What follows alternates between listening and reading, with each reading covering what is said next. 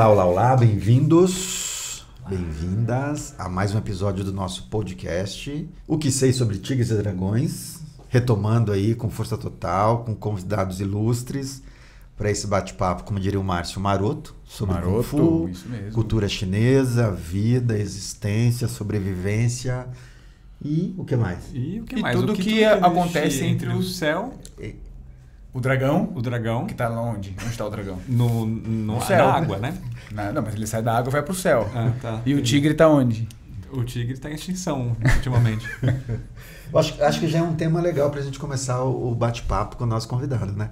Primeiro, bem-vindo, professor Kleber. Obrigado pelo aceite do nosso convite. Tenho certeza que vai ser um bate-papo muito nutritivo, instigante e que a nossa audiência vai curtir muito. Certo, Igor? Exatamente. Muito obrigado pelo convite, né? Para mim também é uma satisfação estar aqui podendo contribuir um pouquinho aqui com os Tigres e os Dragões. Muito bem, muito bem. Márcio, quer começar? Você? Não, Com a sua... pode começar você. Não, tem que fazer a tradição de você passar a capivara, né? Do nosso convidado. É. Achei que você ia falar a capivara do nosso episódio. A gente tem um episódio chamado Do estilo da capivara, né? Garras da A Capivara. gente estava propondo criar como que se cria um estilo de Kung Fu? Ah, A gente pode interessante isso entrar aí. nisso, né? Já quer começar com essa pergunta? Não, mas primeiro vamos Opa, peraí. familiarizar a nossa audiência. Então, pera lá. Então, vou colocar até um óculos aqui agora, porque eu Virou a tenho Marília aqui Gabriela. Não conhecia o estilo da capivara ainda, não. Ah, é? Já está em desenvolvimento? tem. Tá já patenteado tá. já no... Bom, vamos lá. Professor Kleber Souza, diretor da Academia de Kung Fu Shueishiao, brasileiro, apaixonado pela cultura chinesa, filho de pai paraibano, mãe paulista, experiências com Kung Fu, Tai Chi há mais de 25 anos, discípulo direto do grão-mestre Xiu Pinglok, criador do estilo Fei Hok Pai, estilo da garça voadora, garça voando, faixa preta de Kung Fu, e Tai Chi, mestre de Kung Fu. Teve experiência de Shan Tai Chi com o mestre Chen Zichan. Vamos conversar sobre isso, vai ser muito interessante falar sobre isso também. Vocês conheciam já, não?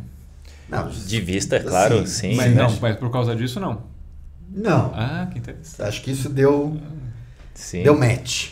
É. Deu match. Expert em dança do leão, com experiência na China e na Europa. Professor, isso é muito legal mesmo. Professor de língua chinesa há mais de 15 anos. É um professor também que costuma lecionar o Kung Fu, trazendo bastante do idioma para a sala de aula. Nossa, o currículo é grande aqui, hein?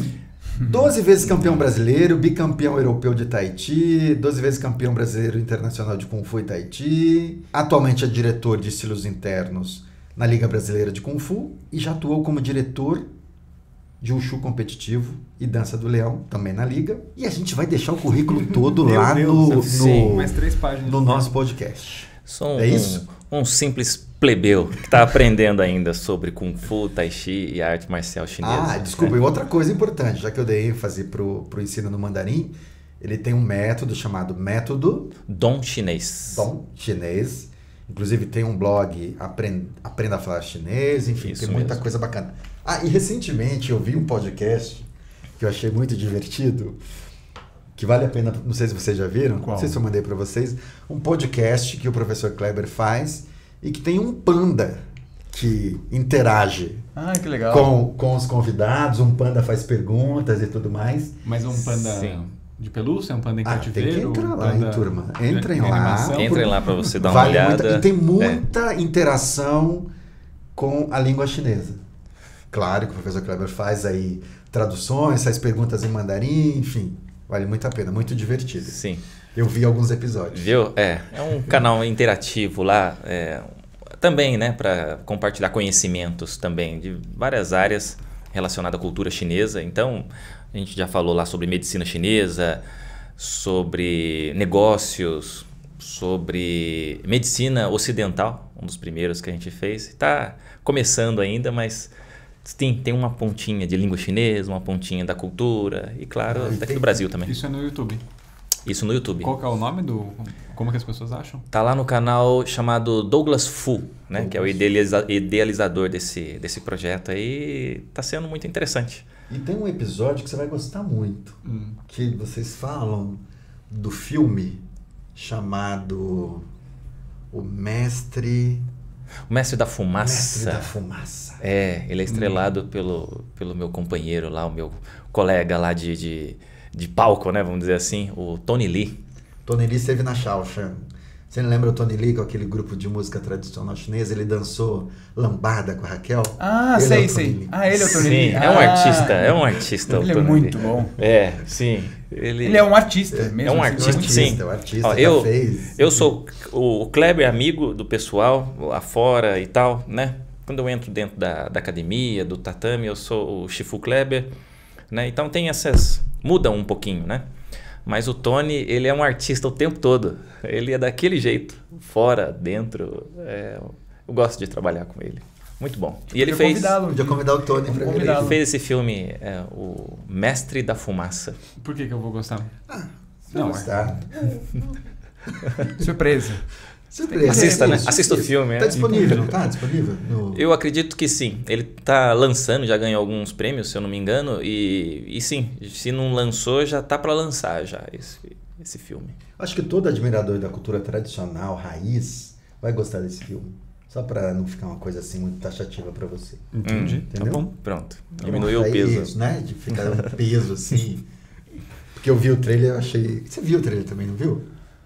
Mestre da Fumaça? Eu acho que eu devo ter visto, não me lembro. O Guarino mostrou pra gente. Eu acho que eu devo ter visto, sim. Ele lembra um pouquinho uma sátira do Mestre Bêbado, em passagens do Kung Fu. Então no clipe, assim, no trailer, a gente consegue ver um rapaz... Você vai ver o filme, quando você vê, você vai... Mas ele traz aquela parte do treinamento, do mestre ensinando e treinando. Como é o Mestre da Fumaça, então o intuito é fazer com que o discípulo lá, o especial do mestre, consiga soltar a fumaça de uma maneira mais hábil. Entendi. Imagino que não seja uma fumaça de um cachimbo.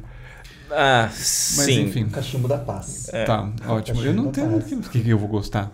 As ideias. Mas eu já recoloquei a minha. Posso voltar aqui pro... Claro que pode. Eu tentei salvar o Igor, mas vamos lá. Não deu certo.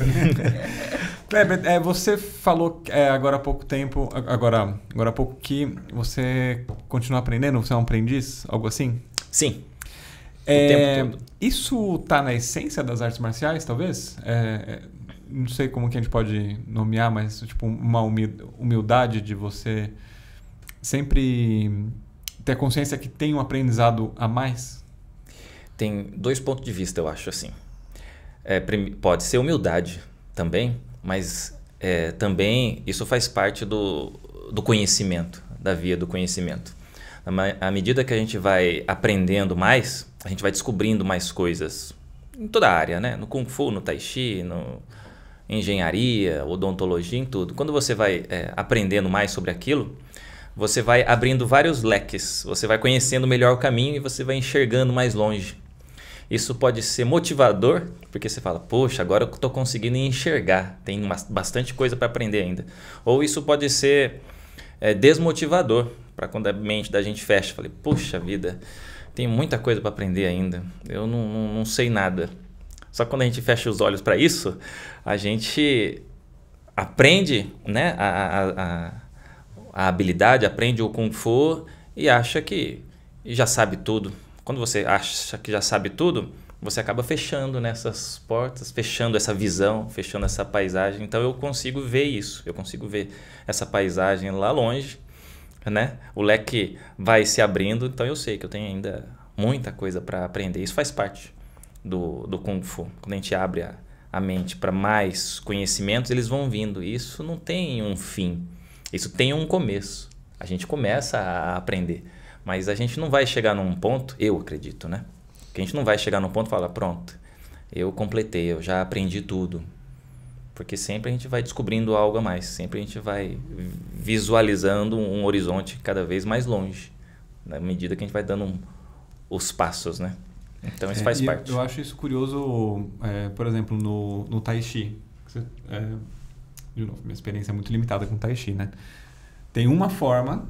a Lao Jia Lu, né? Lao Jia Lu. Que é uma coisa infinita para você aprender. Depois que você decora a forma inteira, aí que você começa a aprender. Daí você, Aí que você vê que você não sabe, né? que você vê que você não sabe, que daí você tem o corpo, você tem a respiração, você tem a cabeça, você tem uma série de coisas para você aprender. Isso eu acho muito louco, porque você não precisa ter várias áreas de conhecimento para você entender isso. Às vezes você pega só uma forma e, cara, é uma vida inteira de aprendizado, né? Falei muita merda agora nessa frase, que eu queria fazer um link do Chamber, como vocês... Não, eu acho que tá certíssimo. Bom, não é?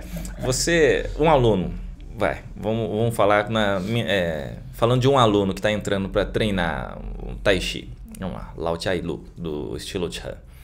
Na fase que ele está aprendendo, é tudo de bom, é tudo motivador. O professor pega na mão, ensina os movimentos, explica o significado. Ele está ali, cada aula, aprendendo um movimento a mais, está desenvolvendo esse movimento a mais. Depois que ele termina de aprender, pronto, já completou. Agora eu já sei. Não, a partir daquele momento que ele terminou de aprender, aí vai começar o treino. Aí que ele vai começar a conhecer a forma, realmente, né? Aí sim o professor, o mestre, vai dar a orientação para ele começar realmente o treino. Agora você já aprendeu. Agora vamos começar a treinar. Não é assim, professor Gil? Isso mesmo, exatamente. Mas acho que você tocou num ponto bem importante, porque mesmo no sistema Shen, a gente tem, diferente de outras linhagens, a gente tem uma quantidade de taolus de mãos expressivas. Assim. Eu venho do estilo Yang, que a gente tinha um único taolu. E mesmo para esse único taolu vale o que você falou, o que o professor também falou, que a partir desse taolu você vai se desenvolvendo no Tai Chi. Mas quando a gente vai para um sistema como o sistema tradicional da família Shen, isso muda um pouco. Porque você tem de 8 a 10 taolus de mão, então você já sai daquele lugar de treinar apenas um taolu. E são taolus que tem geralmente primeiro caminho, segundo caminho um pouco mais vigoroso e mais explosivo. E isso vai te exigir mais do treino. Mas ao mesmo tempo, quando você finaliza o taolu, inevitável você vai para esse lugar de, bom, e agora? E agora você já vai para um outro taolu? Não, tem um processo de maturação muito intenso na prática do Tai Chi, que eu acho que é o mesmo que se aplica também no Kung Fu, né? Por mais que a gente tenha no Kung Fu uma gama de taolus muito mais extensas do que no Tai Chi, né? O sistema Meihua tem, enfim, ainda mais o Mestre Shi, tem muitos taolus, mas mesmo assim, essa máxima também se aplica ao desenvolvimento da arte marcial. Mas o professor Kleber falou uma coisa que é muito curiosa, muito interessante. Essa coisa de você estar disposto e sempre aberto a aprender. Eu lembro que uma vez eu estive no Uruguai, eu escutei de um professor de Tai Chi, que ele chegou a comentar num seminário do Zitian, ali a gente tomando um café, ele falou que ele tinha terminado o estilo. Terminei o estilo, sei lá, estilo Yang. E era um terminei no sentido assim de não tenho mais nada para aprender dentro desse estilo. Eu achei isso tão fatalista e tão... Falei, não, pera lá. Ele como professor está falando que terminou um sistema de Tai Chi, então tem alguma coisa que ele ainda não capturou. Porque o fato de você passar por todos os taolus não significa que você terminou absolutamente nada, né? Tem aí... Talvez você tá começando, né? Exatamente, que é um pouco o que a gente está discutindo aqui. Então, isso me chocou, assim, eu falei, nossa, mas ele já está há muitos anos treinando para fazer uma afirmação dessa, tem alguma coisa no caminho dele que ele ainda não... Eu tenho um medo de chegar numa altura em que eu não consiga ver isso daí que você falou, sabe? Me cegar a minha vista e eu não conseguir enxergar mais esse horizonte e fazer igual essa pessoa e falar, eu já aprendi tudo, eu não vejo mais nada para aprender, eu já completei. Isso, completei. É muito perigoso, né? Muito perigoso a gente se perder nisso. Então a gente sempre tem que estar atento, sempre tem que estar, eu acho que, com essa vontade, com essa motivação de querer aprofundar mais, querer aprender mais, porque senão você corre o risco realmente da sua visão turviar e você não enxergar mais esse horizonte e você chegar no topo de, filosoficamente aqui falando, no topo de uma montanha e já achar que essa é a mais alta e não ter assim aquela vontade, aquele anseio de subir montanhas mais altas, né? Então, acho que quando a vista começa a turviar assim, você cria limitações para você. Aí o seu aprendizado estanca naquele nível ali e você não consegue evoluir mais. E a gente está evoluindo o tempo todo. Enquanto a gente está vivo, a gente está evoluindo em alguma coisa. Se a gente não vê isso daí, a gente para de evoluir. E aí tudo, a energia baixa, a motivação baixa, seu desenvolvimento também baixa. Então eu acho que esse amigo seu aí do Uruguai tá... Uruguai, né? Ele se limitou um pouco, né? Dizendo que completou. Mas talvez ele tenha um ponto de vista, né? Agora, ouvindo, né?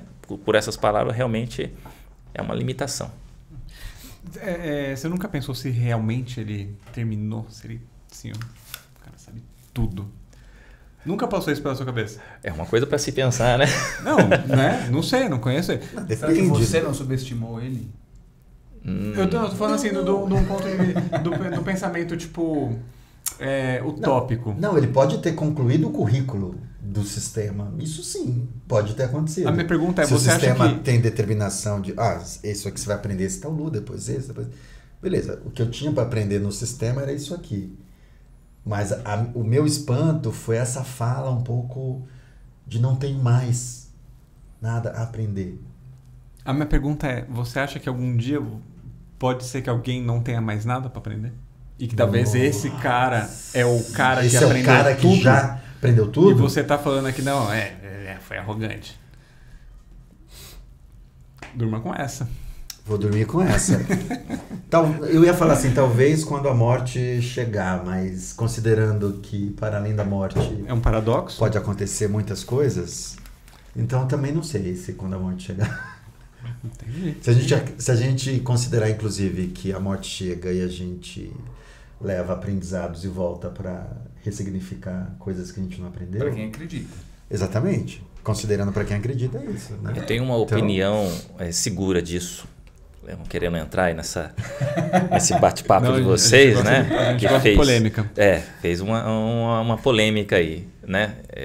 Eu falo que eu penso assim, porque pode ter gente que não pense assim, e claro, todo mundo tem o direito de pensar diferente, né? A gente tem um tempo aqui nesse mundo, aqui, nessa vida, nessa geração e nesse corpo. Então, enquanto a gente durar nesse corpo, é a nossa missão, que a gente tem para fazer. Agora vocês tocaram num assunto que depois disso a gente não sabe ainda, mas eu acho que depois disso, né, é um outro plano em todas os âmbitos. É outro plano espiritual, outro plano de vivência, né? Outro plano de... Mas enquanto a gente está nesse plano, nesse mapa que a gente está percorrendo, eu acho que as coisas não vão muito além disso não. Agora... Os outros planos que por exemplo, eu não alcanço. A minha sabedoria é muito limitada para isso, mas a gente sempre se prepara, né? A gente está sempre se preparando. Pô, se eu chegar no outro plano já com uma pouca bagagem, pode ser que me facilite um pouco mais lá, né? Eu não sei como é que é lá. Nunca ninguém voltou assim. Ou já voltaram para relatar, mas é muito... como é que se diz? Parece uma crença, né? Não é alguma coisa muito concreta. Então... A pessoa vê uma luz. Tem gente que vê um trem, tem gente que vê um avião, tem gente que vê o sol, tem gente que vê uma estrela. A pessoa viu uma luz. O que é uma luz? Né?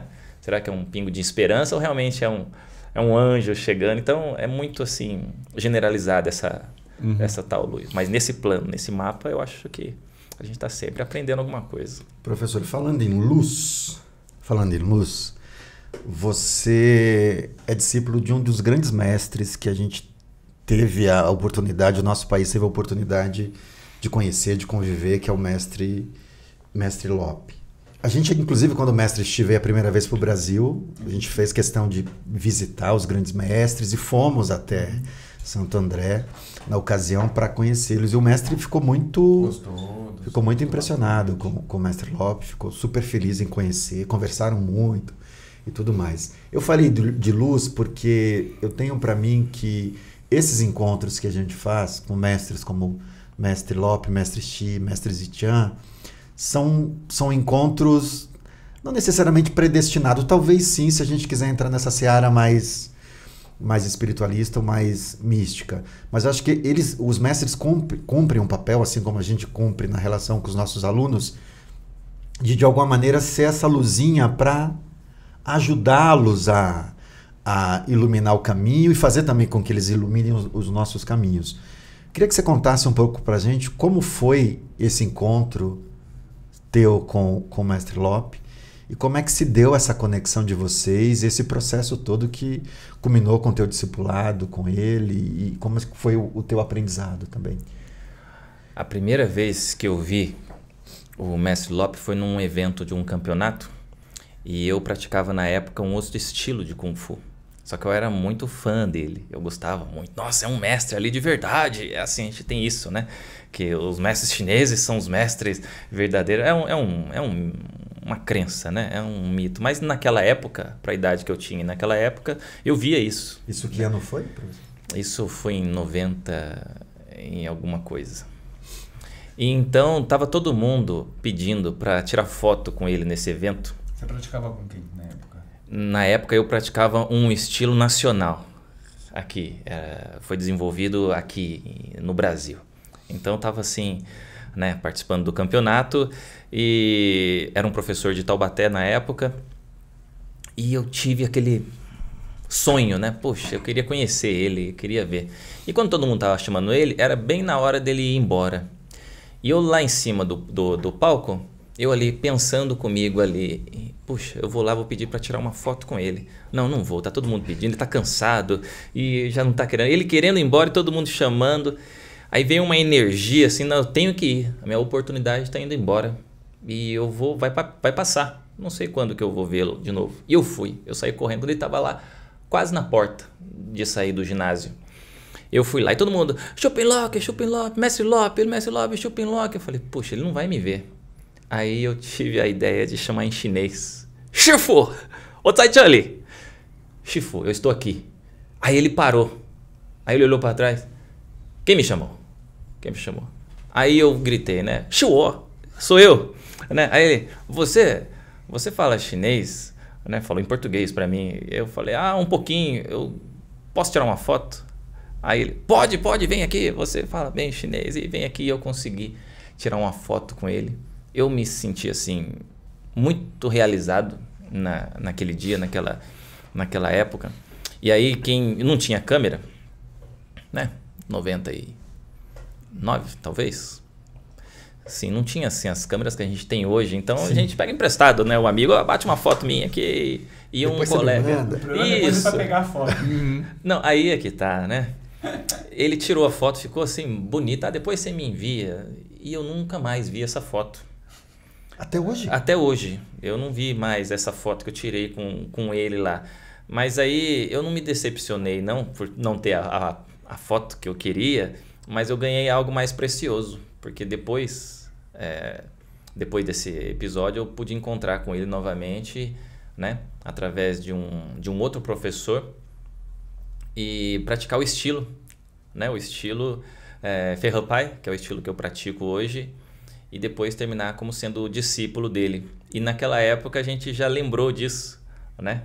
Foi a ferramenta que eu usei, né? Para chamar a atenção dele e ser notado, né? Nessa época.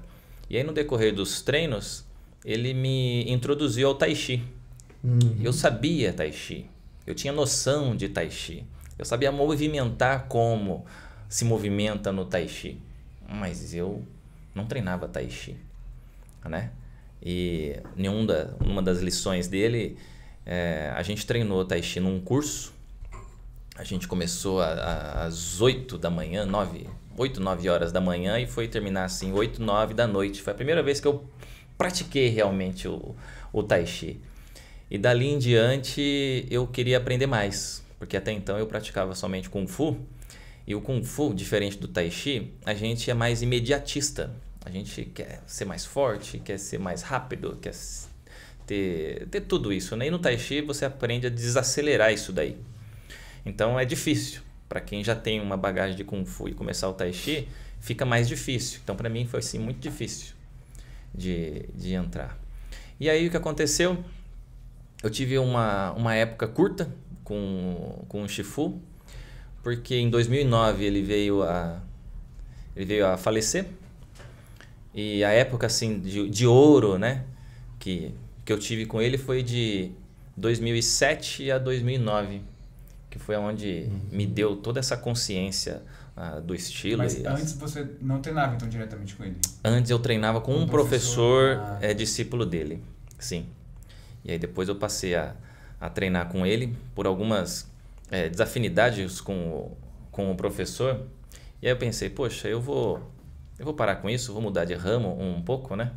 E tentar mas o Kung Fu, a gente sai dele, mas ele não sai da gente. A gente não sai do Kung Fu. Então, em uma das visitas que o Shifu Lopes me chamou, né? Na verdade ele soube que eu não estava assim muito motivado, né, com o Kung Fu, e aí, né, a gente começou esse trabalho junto. Aí eu ia lá sempre em Santo André, treinava com ele Tai Chi e treinava Kung Fu. E em 2009, quando ele se foi, não deu tempo de me graduar, né, no estilo Ferropai. E depois eu me graduei com outro mestre do estilo, é um mestre mais antigo, né, do estilo, porque... Discípulo dele. Discípulo dele também, né, o mestre Lima, né, em Santa Catarina. E lá eu completei, né, e até hoje eu estou aqui aprendendo esse estilo, disseminando esse estilo, né, onde eu vou, na Europa, na China também. Tenho alunos lá e sempre aprendendo um pouquinho mais, né, nessa prática. Mas aí atualmente você treina também com o mestre Lima, ou não? Não. Ele completou comigo essa parte até aquele nível, né? E a gente, no nosso estilo, a gente faz encontros com outros professores, com outros mestres do estilo, até mesmo para a gente poder trocar mais informações, aprender mais, desenvolver, trazer mais gente, trazer outros professores, né, que tá lá com o seu trabalho em suas academias, mas que precisa aprender mais também. Então a gente se desenvolve assim, porque o grão-mestre do nosso estilo se foi em 2009 e logo em seguida foi o segundo pai do estilo que foi o mestre Li, que eles andavam assim muito junto. Então era um símbolo que a gente tinha assim, e um guia que a gente tinha dentro do Santos, morava em Santos. Em Santos, exatamente. Eu treinei com o mestre Li. Fui para Santos. Quando o Rinaldo fechou a academia, enfim. Legal. Ele era assim um expert em Tai Chi também. Sim. Então a gente ficou assim um pouco abalado com essas duas perdas, né?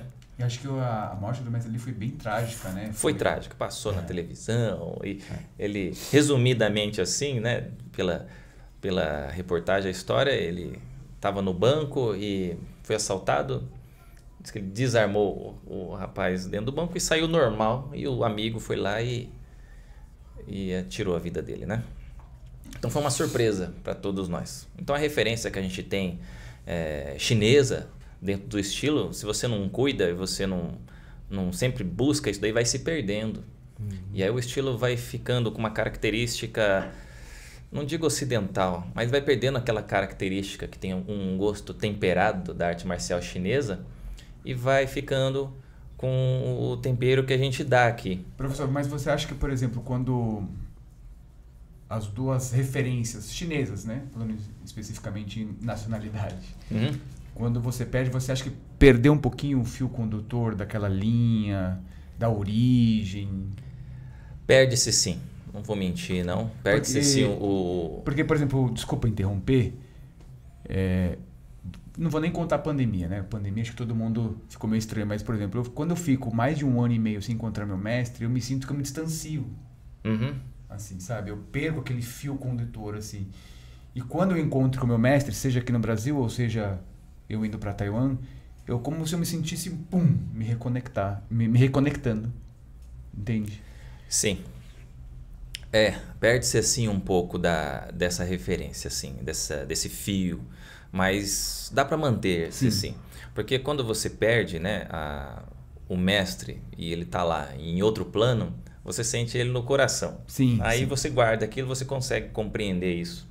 Quando ele está vivo e você sabe que ele está em determinado lugar, você sente mais falta, porque você sente a necessidade também de ir até lá e ter esse contato com ele. Ou que ele venha, ou que você vai, onde ele estiver, né? Então você tem você se cobra disso, é por isso que você sente isso daí, de ir lá e eu me sinto que eu estou desconectado. Mas quando ele parte já para outro plano, você não tem onde ir lá buscar ele. Você vai ter que buscar o quê? Nas coisas que ele te deixou, nas lições, né? Nas coisas que ele falou para você, que você acha relevante, né? Para você manter seu espírito elevado, a sua motivação elevada. E às vezes a pessoa quer agradar de uma maneira, colocando uma foto, postando alguma coisa, ou mandando um recado na rede social, como se ele tivesse uma rede social também e está lá ouvindo. E não, na verdade, a melhor maneira de você representar o seu mestre quando ele se parte é fazer um bom trabalho daquela herança que ele deixou. Né? Ele deixou o quê? Deixou um estilo de Tai Chi, deixou um estilo de Kung Fu. Se você pegar essa herança que ele deixou e fazer um bom trabalho em cima daquilo, uma boa representação, dá para as pessoas que estão chegando o que ele te deu de base. Eu acho que isso é a melhor forma de você homenagear o seu mestre de ensinamento, o seu mestre de Kung Fu Tai Chi. Eu não sei se me corrija, por favor, se eu falar errado. Como vou dizer, o clã do Ferro Pai, né? O mestre Lope, ele tinha algum que seria o irmão maior, o grande irmão, um Tachichon, sabe? Que seria meio que o responsável pelo clã, ou isso não aconteceu, ou vocês não enxergam dessa forma? Não, hoje a gente não enxerga dessa forma, e também porque não aconteceu. Entendi. Né? Então, tem lá mestres mais antigos do que eu, bem mais antigos, começaram lá desde do começo, porém, ele não deixou assim olha, você vai ser o responsável depois. Um sucessor, assim. Quando o mestre Lope ele se foi, eu lembro que realmente a responsabilidade ela foi tudo em direção ao mestre Li, né? Porque ele realmente era a figura assim mais próxima dele e que poderia representar isso daí, né? Poderia levar isso daí para frente. Mas depois que ele se foi, e aí? Foi duas surpresas assim muito diferentes, é tudo novo pra gente, né? Ainda mais para um estilo, porque a gente não conta com isso. E se por acaso ele partir hoje, quem que vai ficar no lugar? Ninguém fala nisso porque parece um agouro, né? Sim. Olha, você quer que o seu mestre vai? Não, como assim? E a gente não pensa nisso, né? Não pensa. Você vai treinando e ele vai estar ali. Então, quando ele se vai, poxa, tem quem? É outra figura chinesa. Então, em respeito a ele, né? Ele que será. E quando ele se vai também? Aí as figuras que ficaram foram as figuras brasileiras, né? Mestres brasileiros, me incluindo também. Mas eu achei assim que se a gente manter a tradição chinesa dentro do estilo que é de Kung Fu, não mudar, não querer ser chinês, não é isso. Mas manter as tradições do Kung Fu, os conhecimentos, muitas informações que hoje vêm até em língua chinesa, que pode somar para o desenvolvimento aqui do estilo aqui. Eu acho que isso é importante, sempre manter. O meu Shifu, ele sempre mantinha vínculo com a associação cantonesa, com a associação de dança do leão de Hong Kong, com outras associações na China. Então isso mantinha, né, a arte assim sempre fluindo, né, sempre andando. Então se a gente perde isso, corta tudo isso, aí fica só aqui dentro desse cubo do nosso espaço, aí eu acho que vai apodrecendo essa água. Então a gente tem que manter esses vínculos, sabe? Então é por isso que eu mantenho a tradição chinesa. Sim, sim. Uma coisa para mim que me conecta com o meu Shifu, estou um pouco nessa linha do Márcio também, tem uns 3 anos, mais ou menos uns 3 anos, 2 anos e meio que a gente não se encontra. Mas acho que tem alguns, um pouco na linha do que você trouxe, tem alguns mecanismos que eu utilizo, por exemplo. Eu frequentemente, quando eu estou fazendo algum Taolu, ou estou fazendo o Ji, geralmente eu sinto a presença dele, ou às vezes escuto a instrução dele, sabe? Eu estou fazendo, é como se ele estivesse falando, e vem na lembrança, assim, na memória um pouco, falas dele em relação à correção, ou em relação, quando eu estou ensinando algum aluno, vem às vezes Então, eu acho que tem esses recursos que a gente vai utilizando para se manter, para trazer o mestre. É muito louco isso, né? É muito doido, muito né? louco. Eu não tenho um mestre... Mas isso para mim sempre acontece. Eu tô lá conduzindo a prática, ele tá ali. Às vezes eu escuto. Ele fala, agora relaxa. Eu tenho um equivalente que é um professor que eu tive de design gráfico depois de artes plásticas, que é o Jorge. Agora ele tá morando no Canadá. E acho que eu falou dele. Você já falou dele? Já falei? E aí, às vezes, eu tô fazendo alguma coisa, eu lembro dele falando, assim, de correção, de alguma coisa assim. E é tão presente, né? Parece que... É exatamente isso, porque o mestre é importante. Porque você tendo a presença do seu mestre ali, dando a instrução para você, você leva isso daí com você. E quando você está ali treinando, sempre, a gente não está motivado o tempo todo. A gente não está ali com aquela vontade o tempo todo. Mas na frente do seu mestre, você está sempre com vontade. Vontade... Tem que estar ali alinhado, né? Porque são momentos preciosos que se você joga fora, poxa vida, mesmo que no dia anterior você tenha treinado 8 horas, no outro dia Exatamente. Você está morto, assim... E você levanta. Eu tive outros mestres nesse decorrer do tempo, na China, né? Na Europa, que foi onde eu encontrei o mestre Chan Tzu-Tian, e pudemos treinar e ele passar assim, nossa, tem uma experiência vasta. Então, quando você está treinando aquele movimento, você realmente sim, você sente, né? Tem gente que é tão forte que até escuta, né? Você está aqui, vai, opa, leva um susto e vai. Né? Porque eles realmente deixam essa marca. Tem uma presença. Uma presença forte, né? No discípulo, assim.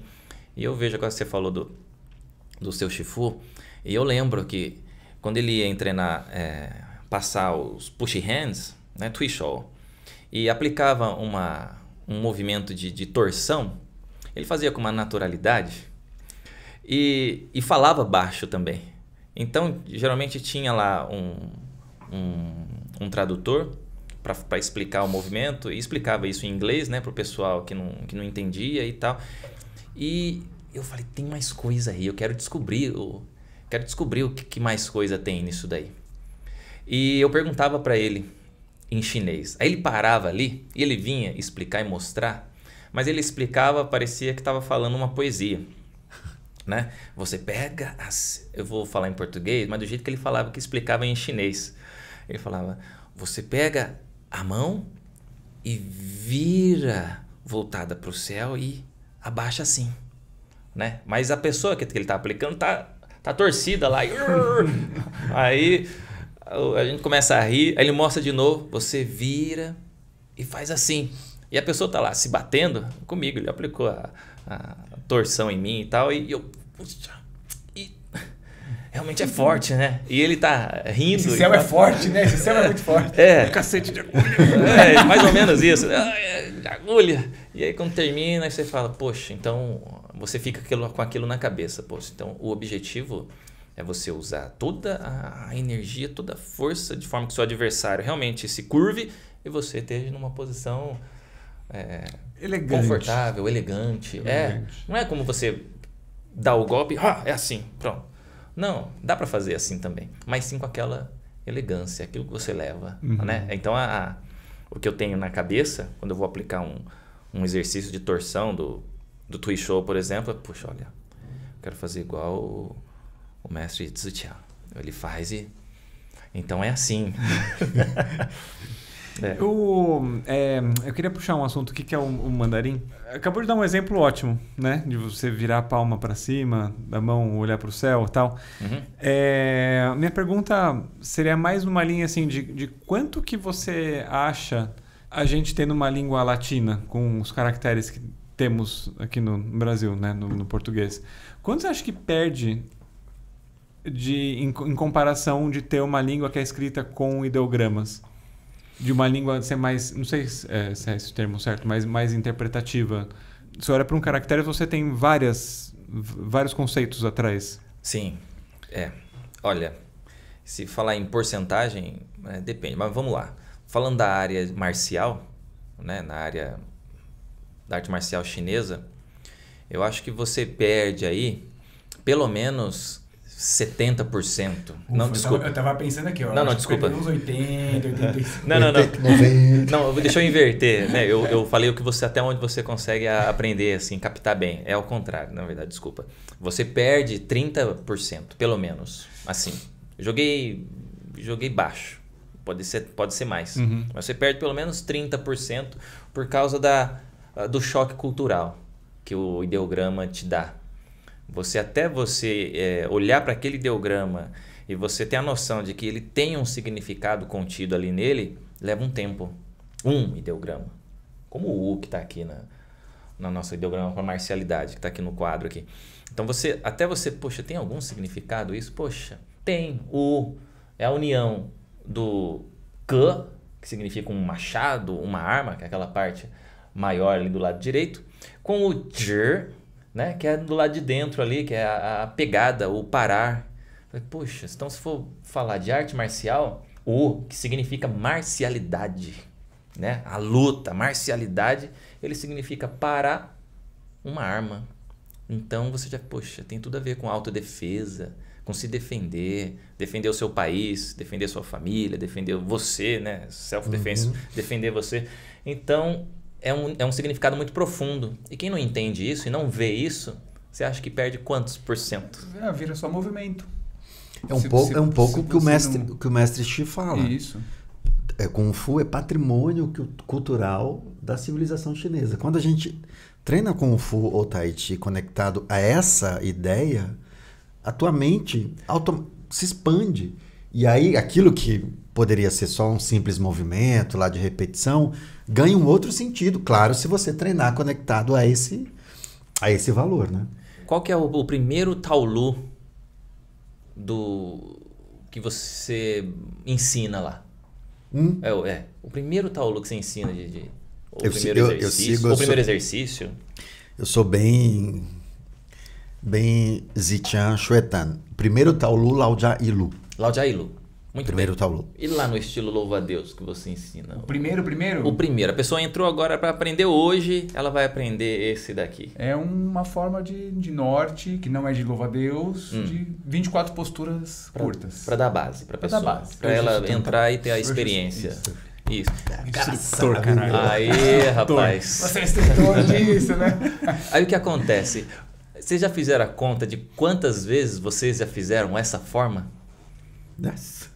Cada aluno que entra, olha, vamos começar aqui. Cada grupo que entra, olha, essa daqui. Aí entra um aluno novo de novo, vou fazer essa daqui com você. Aí entra o filho desse aluno que já treinou essa forma com você e fala assim, é essa aqui que você vai aprender agora. Aí entra o aluno que parou e fala, eu esqueci. E vamos aprender. Vai fazer de novo. Então, se não tiver uma energia a mais, além desse movimento, você vai se cansar, você vai enjoar dessa forma. Você não vai querer treinar mais ela, porque já deu, viu?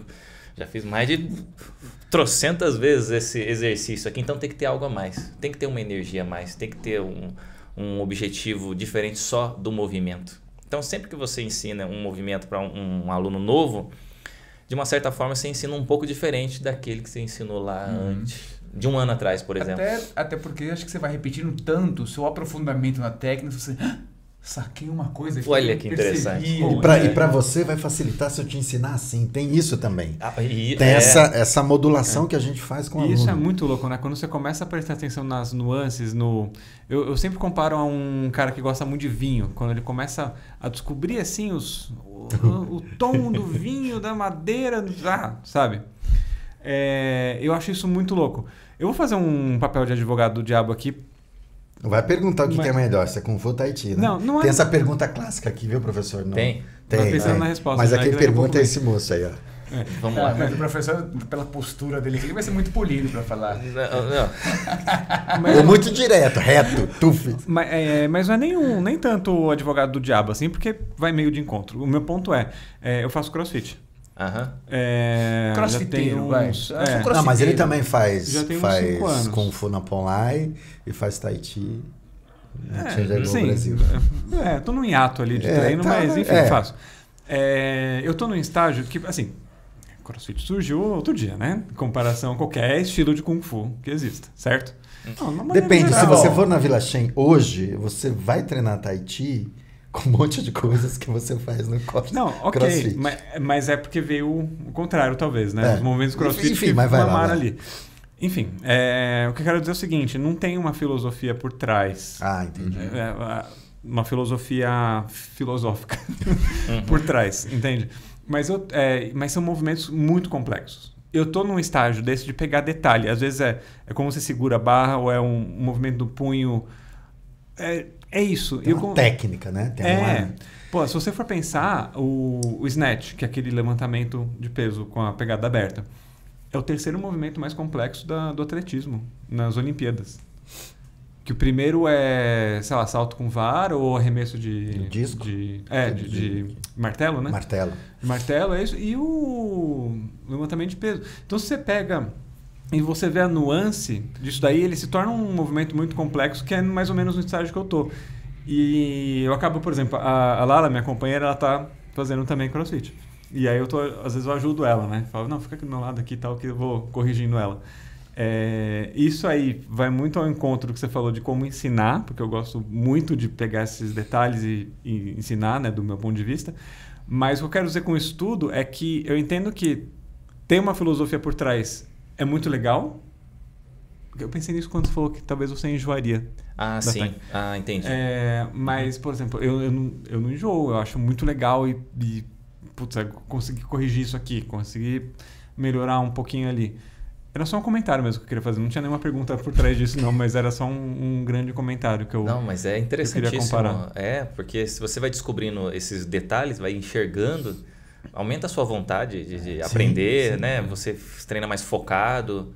E nesse sentido, desculpa, nesse sentido é igual. Isso é semelhante no Tai Chi, é semelhante no Kung Fu. Quando o aluno também começa a perceber esses detalhes... Quando o aluno vira para você e fala assim, nossa, mudou minha vida. Porque o aluno não entra na sua escola, acho que o professor pode até confirmar. Ele não entra e fala assim, professor, olha, eu quero treinar esse estilo, eu quero saber se você é campeão, eu também quero me aprofundar na cultura. As pessoas entram para fazer Kung Fu. A maioria das pessoas vai falar, eu queria fazer uma atividade diferente, estou cansado de academia, fazer uma luta, uma defesa. Mas a pessoa não vai falar assim, olha, eu quero aprender sobre Confúcio, aqui na aula de Kung Fu. Tipo, não nas primeiras, pelo menos. Não, as pessoas, ninguém vai lá. Não, e nem na China, né, Márcio? Me perguntaram isso também. Você teve aula sobre Confúcio lá na Vila Shen? Não, aula formal não, gente. Esse é um conteúdo que tá inserido. Faz parte da cultura. Tá lá. O Kung Fu é chinês. Você vê uma série de elementos ligados a Confúcio na relação entre as pessoas, mas eu não tive uma... Agora vem cá, Tarrei. É igual quando a gente vai fazer cerimônia de chá com o mestre. Exatamente. Acho que a filosofia, ela anda realmente inserida na prática. Se não vai assim, eu vou aprender agora sobre a filosofia da arte marcial, sobre Confúcio, né? Ou sobre o chá, né? Ou sobre alguma caligrafia, enfim, sobre ideogramas, né? Que a gente estava falando agora. Agora há pouco a gente já aprendeu, né? Sim, já foi uma aula. Então, o aluno que entra na academia de Kung Fu, ele deve ter visto, deve ter lido, alguém falou para ele que é muito legal e ele vai lá para ver, né, a aula. Mas eu acho, né, na minha opinião, com o que ele se encanta é com o jeito que as pessoas entram na área marcial, o jeito que faz a forma, o jeito que trata o professor, o jeito que trata os outros colegas, o jeito que sai da área marcial. Ele, nossa, que bonito, nossa, que legal. Sim. Olha, todo mundo chuta junto, nossa, todo mundo se mexe junto. Olha, um ali... Que velocidade. Ele acaba querendo, poxa, eu acho que se isso tiver na minha vida, eu vou ser mais feliz, eu vou se sentir mais realizado. Então ele não vai procurar só luta. Se ele for lá procurar só luta, é mais fácil ele ir para uma academia de boxe, né? Uma academia de MMA aí, né? Que ensina só luta. Então o aluno que vai buscar uma arte marcial, ele quer algo além. Ele pensa que ele quer só luta. Então eu vou procurar Kung Fu, porque Kung Fu é Bruce Lee, é Jack Chan, é Jet Li. Então ele vai querendo naquela expectativa de ser igual os top dos tops, né? Mas aí quando ele chega lá, ele enxerga que é um mundo muito mais interessante do que só soco e chute. É por isso que tem algo a mais que soco e chute, e não tem só isso, senão a gente ia cansar muito, né? Fazendo só isso a vida toda, acho que não faz sentido. Então ele quer isso para a vida dele também. Ele sente vontade de experimentar aquilo. Aí você vai lá e vê algum rapaz que faz a forma diferente do outro, mas é a mesma coisa. Só que a dele parece que é mais bonita que a do outro. Por quê? Assim, talvez por momentos que ele treinou, por uma frase que ele ouviu do mestre dele, por alguma opinião, alguma coisa que fez ele estar com uma energia diferente da do colega. Porque a postura dele é um pouquinho mais baixa, se você for reparar. Ele está fazendo aquele movimento um pouco mais rápido. Ele grita, às vezes, em algum golpe. Ele respira um pouco mais alto em outros golpes, né? Ele abre mais o olho quando ele dá umas paradas de... Então, esses detalhes você vê e fala, puxa, isso daí tá mais bonito. E o outro? Provavelmente o outro aluno, ele deve estar pensando em outra coisa. Ele está ali cumprindo, está gostando muito, mas ele devia estar pensando em, poxa, eu tô feliz porque eu tô conseguindo fazer o exercício, ou tá pensando em alguma conta. Então a energia tá diferente. Não tá alinhada com aquele outro que tá fazendo, que tá sempre trazendo aquela energia, né? Então a filosofia, ela tá aí, inserida no treino de arte marcial. Então você aprende sobre o chá, porque você senta com o seu mestre logo depois do treino, aí ele vai lá e prepara o chá. Provavelmente você fica sentado esperando ele preparar o chá e vai vendo todo aquele movimento que ele faz para preparar o chá e serve você. E você aprende uma outra coisa. Você não aprende a tomar chá, você aprende o bate-papo que você está ali com ele, conversando de repente sobre uma técnica ou até sobre outros conhecimentos e tomando chá. Então você aprendeu um outro assunto, você tomou chá, aprendeu sobre a filosofia ainda da arte marcial chinesa, né? Professor, fala pra gente, assim, você tem um livro escrito de mandarim, então provavelmente você já estuda há muitos anos. Como que foi o seu início no mandarim, na língua chinesa? Com quem? Foi aqui mesmo no Brasil? Foi, Bom, como a gente já está chegando no horário, é uma história, mas eu posso resumir ela aqui. Eu aprendi mandarim, foi um acidente. E eu não falei assim, agora eu vou aprender mandarim. Tem algo assim que eu não comento geralmente nas minhas entrevistas. E às vezes quando eu falo, né, sobre o mandarim, mas quem me incentivou foi uma senhorinha que eu conheci. E ela me incentivou a entrar nesse caminho por curiosidade, enfim. Mas uma coisa que eu não falei em outro lugar é que eu me interessei pelo mandarim, assim, de verdade, quando eu aprendia sobre o taoísmo. E foi lá que realmente eu me senti essa responsabilidade, eu acho, né, de aprender, porque quando me passavam conhecimentos sobre, não sobre o chinês, mas sobre outras áreas, assim, e eu recebia aquilo em chinês, eu não entendia nada. Isso me consumia aqui dentro, porque eu sentia que eu tinha uma missão. E eu não sabia que missão que era essa, né? Eu tinha 18 anos. Mas eu sentia. Eu não sabia dar nome, da forma, eu não sabia como expressar isso, mas eu sentia. Então, como é que um rapaz de 18 anos, né, vai na casa de uma senhora e fica ouvindo ela durante 1 hora, pelo menos uma vez por semana, sem entender o que ela fala? Tinha uma pessoa do lado que traduzia e tal, mas isso em Taubaté mesmo? Isso em Taubaté. Só que não era suficiente, eu via que tinha mais. Então a primeira ideia foi ensinar português para ela. Só como ela era uma senhora, era mais difícil, eu tive a ideia, na época eu achei muito doida, mas eu falei, vamos lá, é doida, mas vamos colocar, e se eu aprender chinês? Foi isso que eu falei para mim. E quando eu comecei Kung Fu foi assim também, viu? Eu tava assistindo lá Fúria do Dragão, Bruce Lee. Eu olhei assim no meio do final pro filme e falei, e se eu começar a treinar hoje? Acho que daqui a 1 ano eu devo ficar mais ou menos assim. Acho que eu pego o Bruce Lee. Mais ou menos assim foi. E aí eu comecei a treinar, não parei mais. E quando eu tava lá no mandarim também, eu falei, poxa, e se eu aprender chinês, né? Talvez eu não vou conseguir falar, nunca pensei em falar fluente essa língua, mas... Você já tinha uma afinidade, né? Já tinha uma afinidade com a cultura. Por falar em afinidade, essa senhora era China continental ou China... Taiwan. De Taiwan. Então talvez as histórias se convergem. Acho que aí vai ter um papo dos bastidores aqui pra gente conversar sobre isso. Eu sinto que tem mais assuntos, né, sobre isso, sim. Sinto. E daí eu comecei. E aí, na medida que eu fui melhorando isso, foi aumentando mais as responsabilidades, eu acho. E foi vendo. E lá depois, passado um tempo, 8 meses, eu já estava me comunicando. Mas sem ter aula de chinês, ouvindo falar e anotando. Eu anotava assim num caderno. Mas como isso? Aí eu falo que foi o acidente, porque eu gostava daquilo, de aprender. Só isso. Como qualquer um hoje que gosta de estudar chinês, eu falo isso para os meus alunos de chinês. Você só precisa começar e manter, né? Agora, cada pessoa tem uma motivação diferente. Então, você tem que achar a sua para te manter. O meu era ir lá e ouvir ela falando, tomar chá, enfim. E depois de 8 meses, um amigo meu, cuja a esposa dele era uma professora de inglês, ele me deu uma dica que eu acho que mudou isso. A minha esposa, ela é professora de inglês. E eu vejo você sempre anotando essas palavrinhas aí, sempre está aqui estudando e tal, só que eu não vejo você falar. E a gente sabe que praticar um idioma você tem que usar, você tem que falar. E aqui tem uns chineses aqui, você poderia usar isso daí sempre. E aí, isso aqui, por exemplo, você aprendeu como é que fala prato em chinês? Eu olhei para ele e falei, prato é fácil, é panzi. E isso daqui? É garfo, é chazi. E essa aqui, essa maçã aqui, é pinguo. Aí um meu amigo que estava sentado na frente, que era taiwanês, ele cuspiu o suco para fora, o chá que ele estava tomando. Como é que você entende isso? Se assustou. Aí eu fiquei assim olhando para a cara dele, eu estudei, eu não sabia o que estava acontecendo. E aí ele chamou todo mundo. Vem aqui, ele fala chinês, ele sabe falar chinês, como é que fala? Mesa, choza, cadeira. E eu fui falando. Naquele momento, foi como se fosse apertado a tecla SAP aqui na minha mente, aqui, comecei a entender. Todo mundo falando em chinês comigo.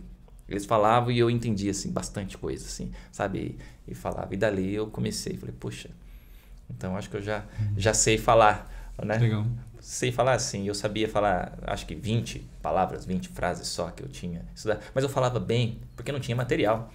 E aí, nessa falta de material, eu engolia o material, o pouco que eu tinha. Que você tinha. E eu queria ficar bom naquilo. Então, quando eu abria a boca para falar ni hao ma, nossa, como você fala chinês bem. E eu comigo pensando, puxa, mas eu só sei isso, né?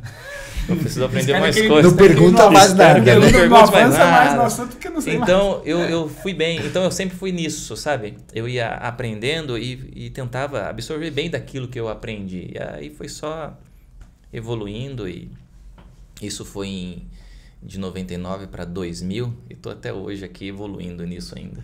Essa foi um resumo da pequena história. E a evolução disso é o podcast que eu falei no início, o podcast Papo com Panda lá. Panda Fu podcast. Panda Fu Sim. Podcast. Cara, Ali chega um vale momento do podcast que a gente começa a conversar em chinês, né? E teve até um momento assim interessante, que a última convidada nossa, chinesa, mas nasceu aqui, no Brasil, né?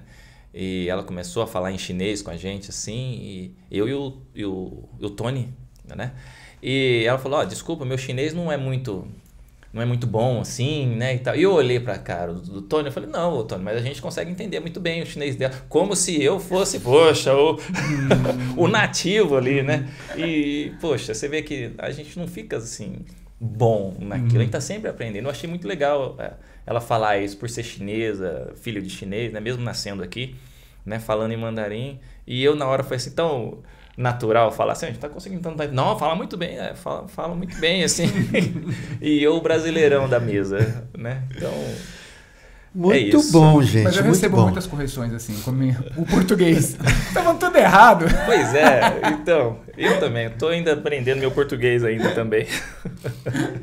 Muito bom, muito bom. Eu acho que esse papo aqui vai ter que render um segundo episódio? Segundo, talvez vai ser um prazer. Um terceiro. Legal, gostei. Aí. Parece que a gente falou uns 10 minutos aqui pois só, né? Pois é. Passou muito rápido. Não, tem tantos assuntos pra gente conversar aqui. Idas à China, idas a Taiwan. Dança do Leão. Dança do Leão, taoísmo.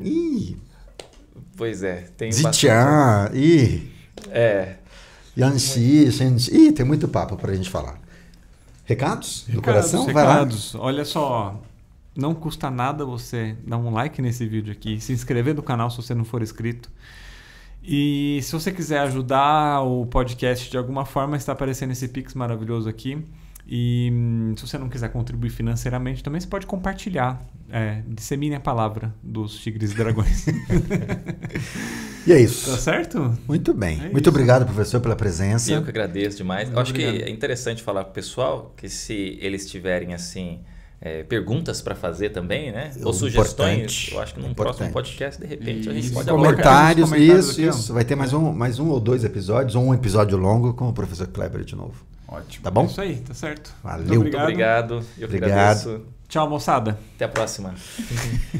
Muito bom.